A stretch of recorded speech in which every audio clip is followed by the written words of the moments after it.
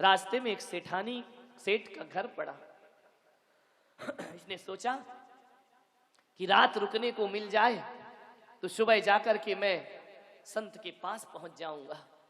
सेठानी ने देखा एक बच्चा है, गरीब है, निर्धन है, चलो रात रुकने का कह रहा है, दे दो जगह, एक कमरे में सो जाएगा, अपने यहाँ तो इतने सारे कमरे हैं।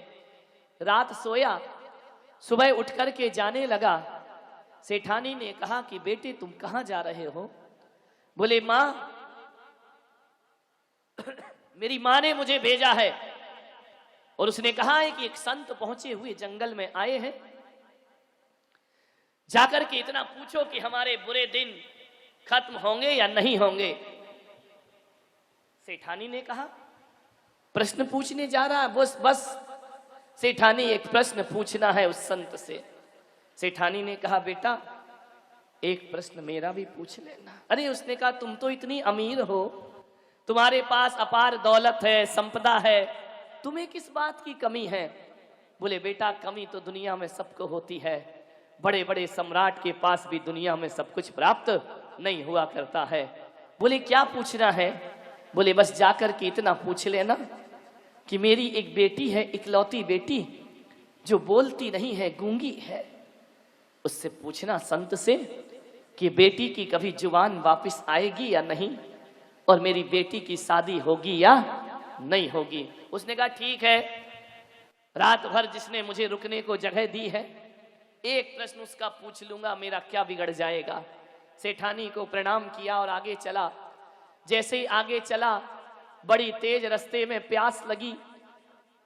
एक कुटिया में एक संत बैठे हैं, प्यास लगी, देखा संत के पास कमंडल है, जाकर के संत से बोला मुझे पानी पिला दोगे? संत ने कहा जियो और जीने दो, यदि तू प्यास से तड़प रहा है तो ले इस कमंडल का पानी पी ले। तू जा कहां रहा है? बोले एक संत पधारे हैं, उनसे एक प्रश्न पूछने जा रहा हूं। बड़े पहुंचे हुए बड़े बड़े संत हैं, बड़े महान हैं, बड़े प्रज्ञा पुरुष हैं, मेरी मां ने भेजा है। बोले एक काम कर बेटा, एक प्रश्न मेरा भी। उसने कहा धत तेरे की, साधु तो ग्रस्त, साधु की भी समस्याएं खड़ी है, समस्या तो हर जगह हुआ करती है। बोले एक प्रश्न मेरा पूछना, मुझे 12 वर्ष हो गए तपस्या करते करते, बोल मुझे ज्ञान की प्राप्ति क्यों नहीं हो रही है? उनसे पूछना कि मुझे ज्ञान मिलेगा या नहीं मिलेगा, मेरी मुक्ति होगी कि नहीं होगी। बच्चे ने कहा पूछ लूंगा, आपने मुझे पानी पिलाया है। आगे बढ़ा, दोपहर के 2 बज गए, बहुत जोरों से भूख लगी। एक खेत में किसान हल चला रहा है। किसान की पत्नी रोटी लेकर आई और किसान को खाना खिला रही है। बच्चा टुकुर टुकुर देख रहा है भूख में। किसान की पत्नी ने सोचा कि जरूर भूखा होगा। उससे कहा क्यों रे, भूख लगी है? बोले हाँ। बोले आ ये चटनी रोटी खा ले, अपनी भूख मिटा ले। बच्चे ने 2 रोटी खाई। किसान ने कहा तू कहां जा रहा है? बोले एक बहुत बड़े संत हैं, उनसे अपना माँ का एक प्रश्न पूछने जा रहा हूं। किसान ने कहा एक प्रश्न मेरा भी पूछ लेना। उसने कहा ये तो बड़ी आफत हो गई, जहां गया रोज एक प्रश्न की कोई गठरी मेरे सिर पे रख देता है। बोले क्या प्रश्न है आपका? आपने रोटी खिलाई है मुझे, बताइए आपका क्या प्रश्न है? उसने कहा कि बस इतना पूछना, मैं मेहनत बहुत करता हूं, फसल उगाता हूं, पर उसके अनुसार मुझे लाभ प्राप्त नहीं होता है। क्या वजह है कि मेरे खेत में खड़े हुए इन पेड़ों में फल नहीं आते हैं? क्या वजह है कि मेरी फसलें बड़ी नहीं होती हैं? जाकर के पूछ लेना। उसने कहा ठीक है। चला गया। जैसे किसान के पास से आगे बढ़ा, जंगल में पहुंचा, पहुंच करके संत को प्रणाम किया। संत ध्यान में लीन थे। इंतजार किया, बैठा। जब तक ध्यान ना खुले मैं संत को विघ्न पैदा नहीं करूंगा। तुम्हारी तरह तो थे नहीं कि दरवाजे बंद हों और 4 बार पीटो और इतनी जोरों से आवाज लगाओ कि महाराज तुम्हें माला छोड़ के दरवाजा खोलना ही पड़ेगा। वो बड़ा विनयवान था, बैठ गया कि जब तक संत आंखें ना खोले। चुपचाप संत को चातक बन करके निहारते रहा, बोला कुछ नहीं, देखते रहा, टकटकी लगाए। ऐसा तेज चेहरे पर, ऐसी चमक चेहरे पर, उसे लगा कि बड़े बड़े धनपतियों के चेहरे पर जो चमक नहीं होती है वो चमक किसी संत के चेहरे पर हुआ करती है। ध्यान रखिए, ऐसा तेज, ऐसी साधना, देख रहा है चुपचाप जैसे पूरब दिशा से सूरज उग रहा हो अपनी लालिमा को लिए हुए। इतना खूबसूरत वह संत था। उसने संत को देखते देखते आंखों से झरझर आंसू बह गए। उसे लगा कि इतने सुंदर लोग भी सन्यास की धारा में बह जाया करते हैं। जैसे ही संत ने थोड़ी देर बाद आंखें खोली, आंखें खोल करके संत का दृष्टिपात हुआ उस बच्चे पर। एक बात ध्यान रखना, संत ने कहा बोलो बच्चे कैसे आना हुआ। जैसे ही संत ने निगाह उठा करके देखा, आशीर्वाद की बरसात हो गई। आप नहीं जानते आशीर्वाद क्या होता है। लोग मेरे पास आते हैं, महाराज नमोस्तु, मैं नहीं सुन पाता हूं, फिर नमोस्तु 4 बार चिल्लाएंगे। अरे मैं कहता भाई शोर क्यों मचा रहा है? बोले आपने हाथ नहीं उठाया। दत्त तेरे की, हाथ उठाने का नाम नमोस्तु आशीर्वाद होता है। एक सज्जन तो ऐसा था कि मेरे कमरे में दर्शन करने रोज आए। मैं लिख रहा हूं, पढ़ रहा हूं, रोज आकर नमोस्तु करे। और जिस दिन मेरा हाथ नहीं उठता, अपने हाथ से मेरा हाथ पकड़े और अपने सिर पर रख ले। एक तो ऐसा कि पिच्छी उठाई और उसने अपने सिर पर रख ली। मैंने कहा ये क्या कर रहे हैं आप? बोले आशीर्वाद है, आप नहीं दोगे तो हम खुद ही ले लेंगे। अरे मेरे भाई, ये पिच्छी कोई आशीर्वाद की चीज थोड़ी हुआ करती है। हर व्यक्ति सोचता है पिच्छी लगा दीजिए महाराज। एक बात बताओ, जब मैंने इस गोपाचल पर दीक्षा ली, मेरे गुरु ने मुझे सन्यास दिया, उस समय मुझे पिच्छी का भेंट की गई। और मेरे गुरु ने ये कह करके पिच्छी दी थी कि जाओ जहां भी बैठना हो परिमार्जन करके पिच्छी लगा करके बैठना। अब आप कहते हो मेरे सिर पर रख दो। अब बताओ मुझे तुम्हारे सिर पे थोड़ी बैठना है जो पिच्छी लगाता रहूं। अरे पिच्छी तो परिमार्जन जीव रक्षा के लिए हुआ करती है, तुम्हारे सिर पे थोड़ी मुझे बैठना है। लेकिन आदमी कहता नहीं महाराज, जब तक पिच्छी नहीं रखो दिल में संतोष मिलता ही नहीं। आशीर्वाद क्या होता है? हाथ उठाने का नाम आशीर्वाद होता है? नहीं। संत बैठा है अपने कक्ष में, तुम पहुंचे और तुम्हें नजरें उठा करके देख लिया, समझना आशीर्वाद प्राप्त हो गया। संत ने तुम्हें देखकर मुस्कुरा दिया, समझना आशीर्वाद प्राप्त हो गया। संत ने तुमसे तुम्हारा नाम पूछ लिया, समझना आशीर्वाद प्राप्त हो गया। संत ने तुम्हें कोई काम बता दिया, समझना आशीर्वाद प्राप्त हो गया। केवल हाथ उठाने को आशीर्वाद नहीं कहा जाता है।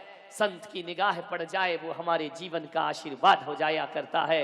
आशीर्वाद तो वो घटना है, आशीर्वाद का मतलब ये नहीं होता है कि तुमने मांगा और मैंने दे दिया। अरे आशीर्वाद तो एक आकस्मिक घटना होती है। अरे कब संत ने दे दिया ये संत को भी नहीं पता, और तुम्हें कब मिल गया ये तुम्हें भी नहीं पता। वो आशीर्वाद हुआ करता है।